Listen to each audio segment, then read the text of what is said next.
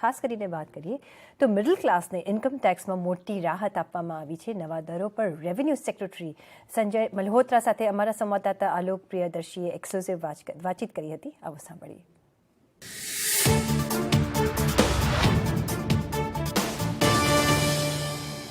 पहले ऐसा था कि रिटर्न भरते समय आप अगर कुछ नहीं भरते हो तो ये माना जाता था कि पुरानी स्कीम में ही आप रिटर्न भर रहे हैं, क्योंकि वो पुरानी स्कीम ही एक्ट में एक डिफॉल्ट स्कीम थी. अब हमने ये कहा है कि आप अगर कोई चॉइस नहीं देते हैं तो न्यू स्कीम जो है वो डिफॉल्ट स्कीम मानी जाएगी, लेकिन आप अपना चूज करके और पुरानी स्कीम का लाभ भी उठा सकते हैं. New standard deduction new taxes regime में शामिल किया गया है. ये कहीं ऐसा नहीं लगे एग्जाम्पशन?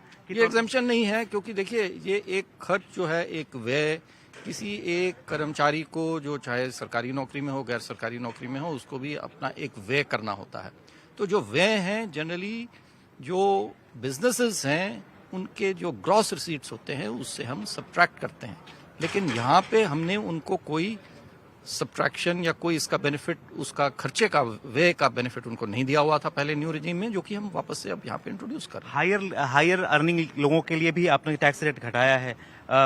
टोटल टैक्स बर्डन जो है 39% कर दिया गया है. ये जी, टॉप लोगों से में कमी की गई है 25%. हाँ, क्योंकि जो है भारत में जो टैक्स अधिकतम जो टैक्स रेट था वो लगभग 42.744% हो जाता था, जो कि पूरे विश्व में अधिकतम दरों में से है.